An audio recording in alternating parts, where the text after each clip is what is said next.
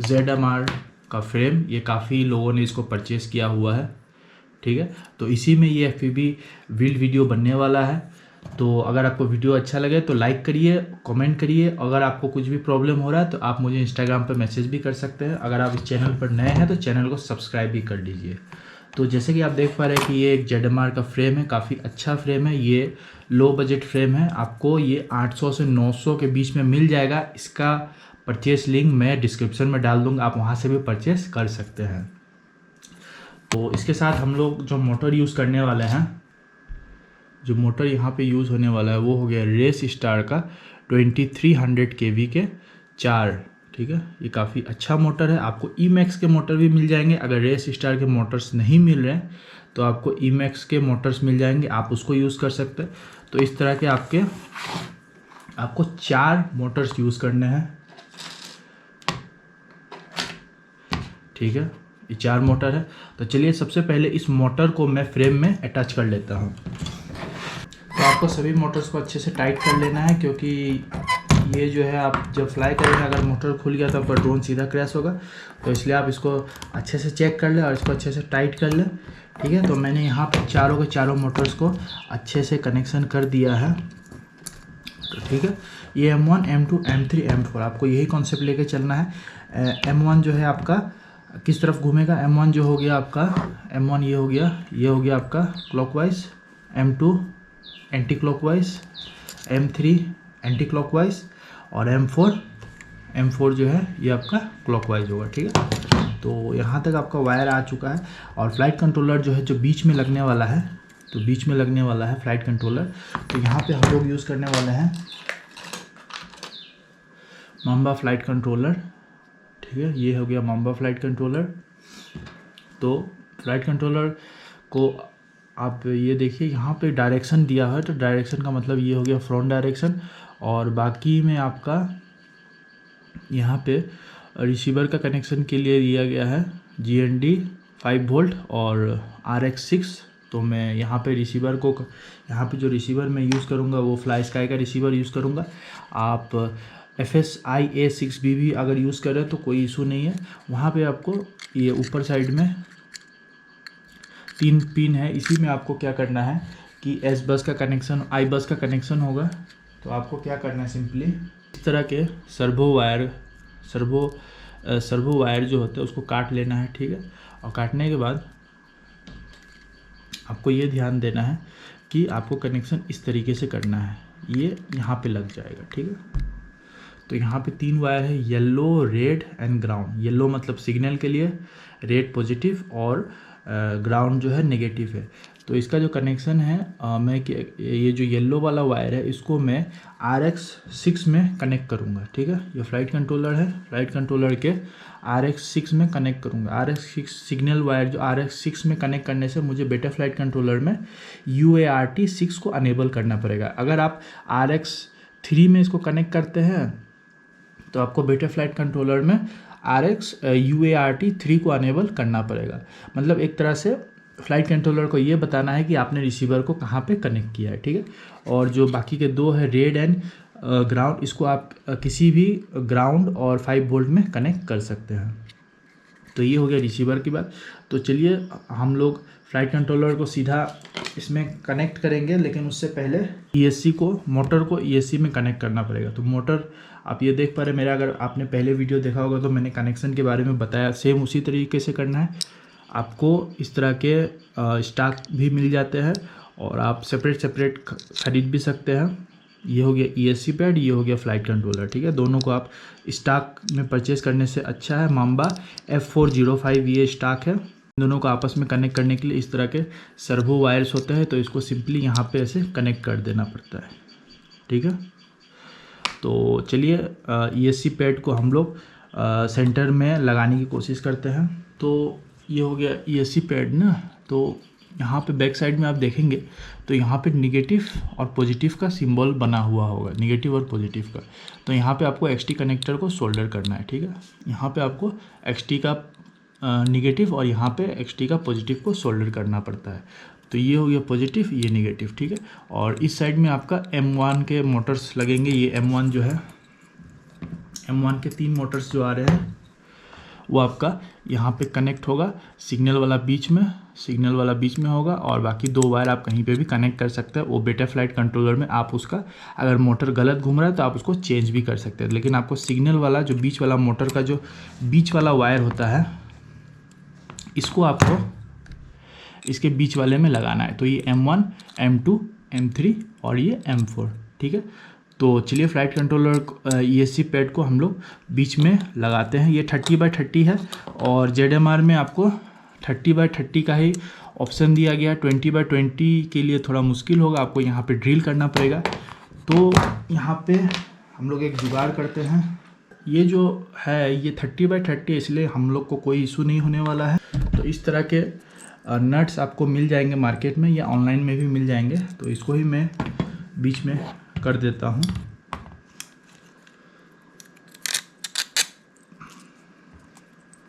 लगा देता हूँ।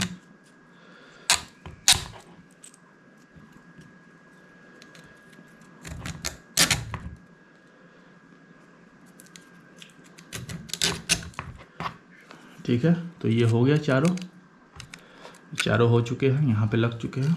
तो अभी इसको लगा रहने के लिए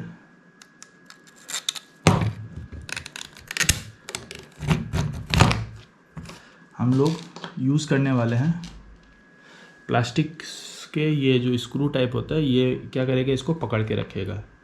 ये जो स्क्रूज जो है प्लास्टिक के स्क्रूज, इसको हम लोग यहाँ लगा देंगे ताकि ये मूव ना कर सके, ये चारों जो ये है। तो चलिए फटाफट से इसको भी लगा लेते हैं। तो यहाँ पे मैंने ESC पैड को अंदर अच्छे से 30x30 स्क्रूज में इसको लगा दिया है। और अभी हम लोग यहाँ पे XT कनेक्टर को लगाने वाले हैं। ये हो गया XT कनेक्टर, ठीक है। रेड वाला पॉजिटिव और ब्लैक वाला नेगेटिव है। तो हम लोग XT कनेक्टर को सीधा इसमें सोल्डर करते हैं। तो बैक साइड में किया था, पॉजिटिव कौन सा में, इसको हमेशा ध्यान रखिए, पॉजिटिव में पॉजिटिव लगाइए, नेगेटिव में नेगेटिव लगाइए, नहीं तो आपका ESC ख़राब भी हो सकता है, ठीक है। तो चलिए ESC को लगाते हैं, क्या बोलते हैं, XT कनेक्टर को लगाते हैं। ठीक है, यहाँ पे XT कनेक्टर लग चुका है, ठीक है। ये पॉजिटिव और नेगेटिव लग चुका है। और अभी मोटर्स को डायरेक्ट हम लोग यहाँ पे सोल्डर करने वाले हैं, लेकिन ESC को हम लोग अच्छे से ये कर लेते हैं, स्क्रू लगा देते हैं, एक्स्ट्रा स्क्रू। तो ESC यहाँ पे लग चुका है। तो अभी आप देख पा रहे हैं कि जो मोटर्स के जो वायर है वो ESC के पैड तक नहीं पहुँच रहे। तो इसके लिए आप क्या कर सकते हैं कि आप रेस वायर लगा सकते हैं, जो कि LED वायर्स होते हैं। तो आप यहाँ से बीच में आप LED लगा सकते हैं, तो आपका ड्रोन भी देखने में काफ़ी ईजी होगा। मेरे पास अभी तक रेस वायर नहीं है, इसीलिए मैं यहाँ पे एक्स्ट्रा वायर का यूज़ करके इसको कनेक्ट करूँगा, जो कि बीच वाला जो है आपका ये बीच वाले में लगेगा, ESC के बीच वाले में। मोटर का जो बीच वाला वायर है वो आपके ESC के बीच वाले में लगेंगे। और बाकी जो पॉजिटिव और नेगेटिव करके मैं M1 यहाँ पे लगेगा, M2 का मोटर्स के यहाँ पे, M3 के यहाँ पे, M4 के यहाँ पे कनेक्ट कर लूँगा।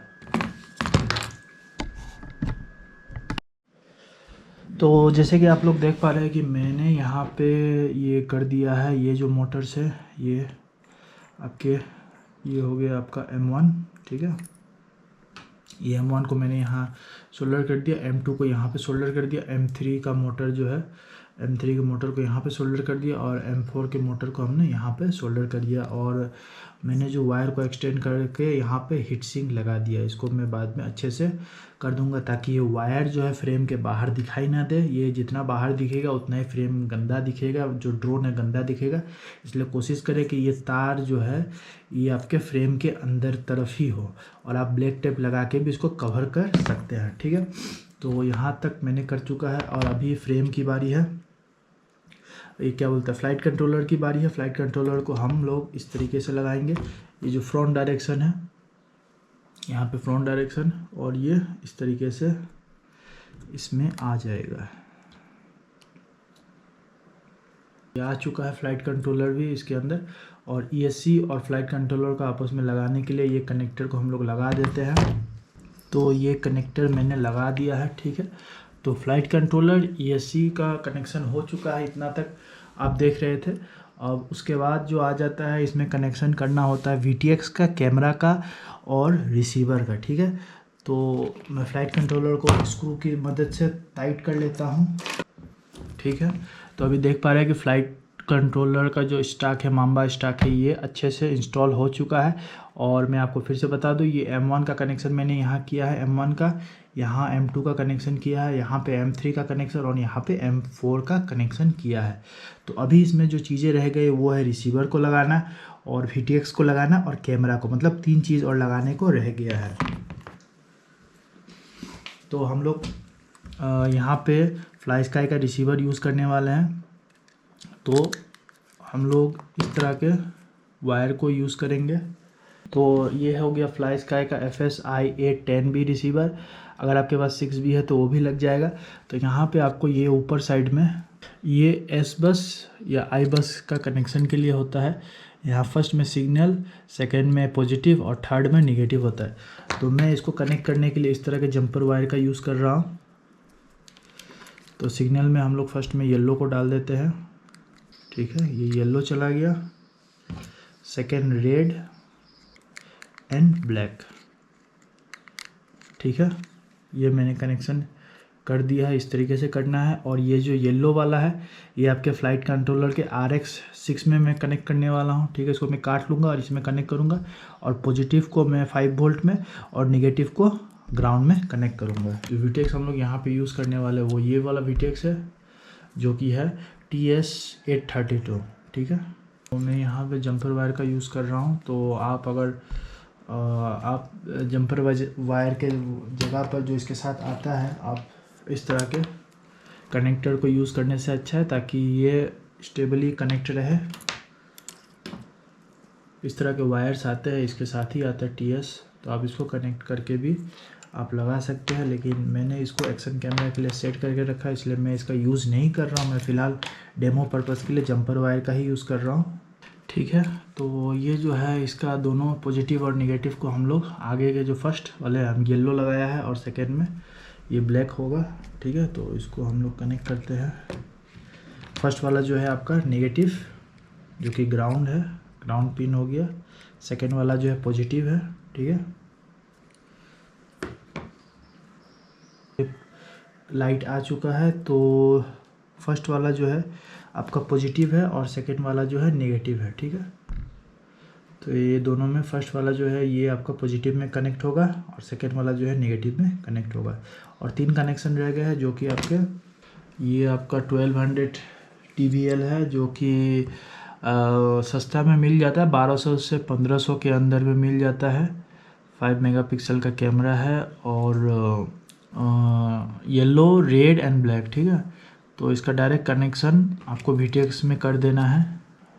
यहाँ पे आपको कनेक्शन कर देना है। आप इसमें भी कर सकते हैं, माम्बा स्टॉक में भी कनेक्शन कर सकते हैं, लेकिन फिर आपका OSD यहाँ पे सपोर्ट नहीं करेगा मेरे ख्याल से, ऐसा लग रहा है। क्योंकि आपको यहाँ पे 5 वोल्ट और ग्राउंड तो मिल जा रहा है, लेकिन और वीडियो सिग्नल के लिए आपको वीडियो सिग्नल मिल जाएगा। लेकिन आप इसका यूज़ करने से बेटा फ़्लाइट कंट्रोलर में UART को अनेबल नहीं कर सकते हैं, तो उसके लिए आप इसको OSD की तरह यूज़ नहीं कर सकते। इसमें आपको खाली FPV का फुटेज ही मिलेगा। ठीक है, तो हम लोग डायरेक्टली कैमरा को इस VTX के साथ कनेक्ट करने वाले हैं। टोटल इस VTX में 5 कनेक्शन होता है, 2 है पॉजिटिव नेगेटिव इसको पावर देने के लिए, और बाकी जो 3 वायर है वो आपको कैमरा के साथ कनेक्ट करना है। तो फर्स्ट वाला जो है वाइट है, जो कि मैं येलो सिग्नल के लिए यूज़ किया जाता है, इसको हम कनेक्ट कर देते हैं। अभी फ़िलहाल के लिए सिंपली जस्ट ऐसे ही कनेक्ट कर देंगे। ठीक है, ये हो गया। और उसके बाद रेड को कनेक्ट करना है और फिर ये येलो कनेक्ट हो गया, रेड कनेक्ट हो गया और ब्लैक को ब्लैक वायर में कनेक्ट कर देते हैं। ठीक है, ये कनेक्शन हो चुका है। और अब हम लोग यूज़ करने वाले हैं अपने मोबाइल को, और वीडियो को हम लोग यहाँ पे आने के लिए SkyDroid का 5.8 GHz OTG रिसीवर यूज़ कर रहे हैं अपने मोबाइल में इसका फुटेज को लाने के लिए। और ये जो फुटेज है फिर हम लोग यहाँ पे क्या करने वाले हैं कि VR बॉक्स का यूज़ करेंगे और VR बॉक्स में इसका फुटेज को देखेंगे। ये हो गया आपका IRU SU मिनी आर है शायद, ये आपको 1500 से 2000 के अंदर में मिल जाना चाहिए। इससे भी सस्ता में मिल जाता है, 1000 के अंडर में ये VR बॉक्स आपको मिल जाएगा। और जहाँ तक OTG रिसीवर की बात की जाए तो ये अराउंड 2000 समथिंग पड़ेगा। और TX की बात की जाए तो ये भी कुछ 2000 समथिंग में मिल जाता है, ठीक है, 1600 से 1800 के अंडर में मिल जाता है। और जो कैमरा मैंने यूज़ किया है अभी यहाँ पे जो है, ये कैडेक्स बेबी रेटल 2 है। जो कैमरा मैं यहाँ पे यूज़ कर रहा हूँ कैडेक्स बेबी रेटल 2 है, जिसका प्राइस 2600 है। और अगर आपका बजट अगर 1500 से 1500 के अंडर में है तो आप इस तरह के कैमरे को भी यूज़ कर सकते हैं, क्योंकि एनालॉग का फुटेज उतना क्लियर नहीं होता है। और अगर आप एक बेहतरीन कैमरा चाहते हैं तो आप कैडेक्स रेटेल 2 यूज़ कर सकते हैं। उसका डिस्क्रिप्शन में मैं लिंक दे दूंगा, परचेज लिंक। और सभी पार्ट्स जो जो मैंने यहाँ पे यूज़ किया उसका डिस्क्रिप्शन में लिंक दे दूंगा, आप वहाँ से पार्ट्स परचेज कर सकते हैं। तो चलिए पहले फुटेज को देखते हैं कि फुटेज आ रहा है कि नहीं आ रहा है। तो पावर देते हैं। पावर देने के बाद यहाँ पे आपको TS में यहाँ पे शो कर रहा है। तो अभी सिंपली मैं अपने OTG को मोबाइल में कनेक्ट करूँगा, ठीक है। और यहाँ पे OTG ऑप्शन को इंस्टॉल वो कर दूँगा। मैंने पहले ही यहाँ पे एक एप्लीकेशन डाउनलोड करके रखा है GoFPV, और ये अपने आप आ जाएगा। तो अभी यहाँ पे कुछ भी शो नहीं हो रहा है, ठीक है। तो यहाँ पे सर्च करने के लिए हम USB में क्लिक करके रखेगा तो ये सर्च करना शुरू कर देगा, ठीक है। तो अभी हम लोग वापस से इसको सर्च करेंगे। यहाँ पे ये USB है, USB में क्लिक करके रखना है और ये सर्चिंग शुरू हो चुका है। देखते हैं इसमें आता है कि नहीं आता है। अगर नहीं आता है तो आपको रेड और ब्लैक, कैमरा का जो रेड और ब्लैक है उसको चेंज करके देखना है। तो यहाँ पे अभी भी कोई फुटेज नहीं आया। तो हम लोग बैटरी को एक बार निकाल लेंगे। मैंने वायर को चेंज कर दिया है और अभी कनेक्ट करते हैं। तो यहाँ पे आप देख पा रहे हैं कि जो फुटेज है वो आ चुका है। मैंने वायर को चेंज किया है और यहाँ पे कैमरा का जो फुटेज है वो आ चुका है, ठीक है। ये कैमरा का फुटेज, हम कैमरा को आगे तरफ लगाते हैं। तो ये अभी जो कैमरा का फुटेज आ चुका है ये VR मोड में सिंगल मोड करने के लिए ये सिंगल कैमरा फुटेज है। तो यहाँ पे अगर आप कैमरा को मूव करेंगे तो ये भी मूव होगा। देखिए कैमरा जैसे जैसे मैं मूव कर रहा हूँ तो यहाँ पे फुटेज आ रहा है। तो इसका कैमरा का क्वालिटी काफ़ी अच्छा है, तो इसीलिए ये आपको अच्छा दिख रहा है। लेकिन अगर आप सस्ते में जाएंगे तो आपको इतना क्लियर फुटेज नहीं मिलने वाला है, ठीक है। ये मैं इसको कैमरा को सीधा कर लेता हूँ।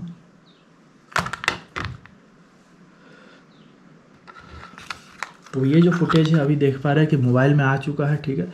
और आप अगर VR बॉक्स करना चाहते हैं तो यहाँ पे VR का ऑप्शन है। VR में जैसे ही करेंगे तो यहाँ पे डबल स्क्रीन आ जाएगा और इस स्क्रीन को आपको आपके VR बॉक्स में आगे में एंड्रॉयड फ़ोन को आपको प्लेस करना है।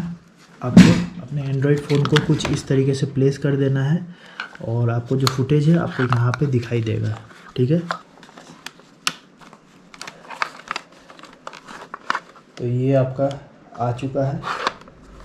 तो आपका ड्रोन ऑलमोस्ट रेडी हो चुका है।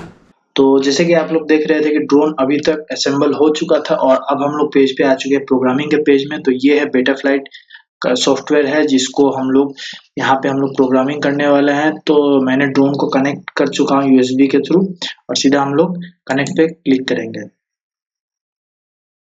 तो कनेक्ट करते ही ड्रोन कुछ ऐसा आ जाएगा और सबसे पहला चीज होगा, ड्रोन को आप फ्लैट सरफेस पे रख के कैलिब्रेट एक्सेलेरोमीटर पे क्लिक करेंगे तो ड्रोन अपना लेवल को मेंटेन कर लेगा, ठीक है। फर्स्ट चीज ये हो गया। सेकंड में आप जाएंगे, ये सेटअप का पेज हो गया। सेकंड ये पोर्ट्स आ जाता है।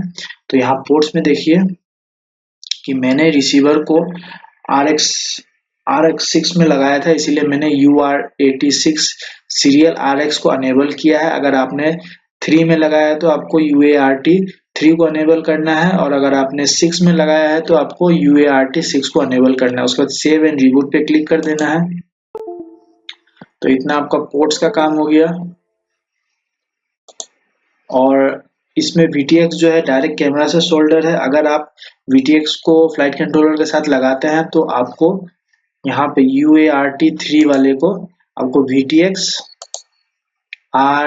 IRC ट्रैम्प में आपको सिलेक्ट करना है, या फिर VTX TBS स्मार्ट ऑडियो अगर आपका VTX सपोर्ट करता है तो फिलहाल मेरा जो VTX है वो फ्लाइट कंट्रोलर में कनेक्ट नहीं है। अगर आपका कनेक्ट है तो आपको VTX IRC ट्रम्प करके सेव एंड रिबूट करना है। तो मेरा जो VTX है डायरेक्ट आपका कैमरा से कनेक्ट है, इसीलिए इसकी जरूरत नहीं पड़ेगी। उसके बाद कॉन्फ़िगरेशन में चलते हैं। कॉन्फ़िगरेशन में देखिए मेरा जो फ्लाइट कंट्रोलर है वो F4 जनरेशन का, इसीलिए जो हार्ट्स है मैंने 4 हार्ट्स रखा है। उसके बाद क्राफ्ट नेम को दिया हूँ। उसके बाद एंगल मैक्सिमम आर्मिंग का जो है 25 डिग्री दिया गया है। उसके बाद देखिए अदर फीचर जो अनेबल किए है वो हो गया इन फ्लाइट लेवल कैलिब्रेशन और एयर मोड को। और इसमें OSD सपोर्ट नहीं करेगा, क्योंकि ये जो VTX है इसमें OSD सपोर्ट नहीं करेगा, क्योंकि VTX में इसमें 3 ही कनेक्शन है जो कि सिर्फ कैमरा के साथ होता है, ठीक है। और उसके बाद इसमें बीपर का आपको अपने हिसाब से जो भी आपको अच्छा लगे आप उसको ऑन या ऑफ कर सकते हैं, ठीक है। जैसे कि यहाँ पे मैंने सभी से चीज़ों को ऑन किया, उसके बाद आपको सेव एंड रिबूट पे क्लिक कर देना है, ठीक है। तो आपका सेटअप हो चुका है, पोर्ट्स हो चुका है, कॉन्फ़िगरेशन हो गया। पावर एंड बैटरी में आपको कुछ नहीं करना है, प्रेजेंस में आपको कुछ नहीं करना है। PI ट्यूनिंग जैसा है वैसा ही रहने देना। उसके बाद हम लोग रिसीवर टैब में चलते हैं। तो रिसीवर में अभी तक कुछ भी वैल्यू नहीं है, तो मैं रिसीवर को ऑन करता हूँ। तो रिसीवर को ऑन करते ही यहाँ पे कोई मूवमेंट नहीं हो रहा है, क्योंकि मैंने बैटरी भी कनेक्ट नहीं किया है। तो मैं फ्लाइट ड्रोन में बैटरी को कनेक्ट कर लेता हूँ। मैंने ड्रोन में बैटरी कनेक्ट कर लिया। एक बार मैं डिसआर्म करके वापस आर्म करता हूँ। यहाँ पे मेरा बैटरी शो हो रहा है, ठीक है। तो रिसीवर में चलेंगे, रिसीवर को अप डाउन करके देखते हैं। तो यहाँ पे देखिए इसका वैल्यू आना शुरू हो गया है, ठीक है। यहाँ पे ये आ रहा है। तो मैंने फ्लाई स्काई का रिसीवर यूज किया था, इसीलिए यहाँ पे रिसीवर जो है सीरियल YUART और iBus को सिलेक्ट किया। उसके बाद सेव कर देना है। आपका रिसीवर का बस इतना ही काम था। आप सेव करने के बाद अब मोड्स में जाएंगे। तो मोड्स में देखिए मैंने क्या सेट किया है। मैंने SWC में 3 मोड स्विच जहाँ पे वहाँ पे मैंने फर्स्ट एयर रखा है, सेकेंड हो गया एंगल मोड और तीसरा हो गया हॉरिजॉन। मतलब फर्स्ट आप एक्रो मोड भी बोल सकते हैं। फर्स्ट एक्रो मोड है, सेकेंड हो गया आपका एंगल मोड और थर्ड हो गया हॉरिजॉन। मैंने इसके ऊपर एक डिटेल वीडियो बनाया, आप डिस्क्रिप्शन में उसका लिंक दे दूंगा, आप उसको चेकआउट कर सकते हैं कि आप बेटा फ्लाइट कंट्रोलर में कैसे आप इस स्विच को सेट कर सकते हैं। उसके बाद आर्म स्विच को मैंने सेट किया है। तो ये आर्म स्विच है, इसको डाउन करते हैं ड्रोन आर्म हो जाएगा। ये सब सभी ठीक काम कर रहा है। और एक बीपर मोड भी सेट किया, ताकि अगर आपका ड्रोन अगर कहीं लॉस्ट हो जाए तो आप उसका यूज करके ड्रोन से आवाज आना शुरू हो जाएगा, ठीक है। उसके बाद मोटर्स में चलते हैं, जो कि सबसे जरूरी मोटर्स है। तो देखिए यहाँ पे मोटर्स का डायरेक्शन आ चुका है। ये फ्रंट डायरेक्शन है, motor 1 clockwise, motor 2 anti clockwise, motor 3 anti clockwise, motor 4 clockwise. तो आप यहाँ पे देखिए आई अंडरस्टैंड द रिस्क पर क्लिक करना है और आप एक एक करके अपने मोटर को चेक करना है कि आपका मोटर सही डायरेक्शन में घूम रहा है कि नहीं घूम रहा है। अगर आपका मोटर सही डायरेक्शन में नहीं घूम रहा है तो आपको यहाँ मोटर डायरेक्शन में क्लिक करके आई अंडरस्टैंड द रिस्क पे क्लिक करके इंडिविजुअली पे क्लिक करके एक एक मोटर को आप चेक करके यहाँ से रिवर्स भी कर सकते हैं। अगर आपको इसमें कुछ प्रॉब्लम हो रहा है तो आप मुझे कमेंट करिए, मैं इसके ऊपर एक स्पेशल वीडियो बना दूंगा, ठीक है। तो मेरा सभी मोटर्स सही काम कर रहे हैं, तो इसीलिए मैं इसमें कुछ भी चेंजेस नहीं करने वाला हूँ। VTX इसमें काम नहीं है और CLI ये सब काम नहीं है। तो आपका ड्रोन का प्रोग्रामिंग हो चुका है। उसके बाद डिस्कनेक्ट कर देंगे।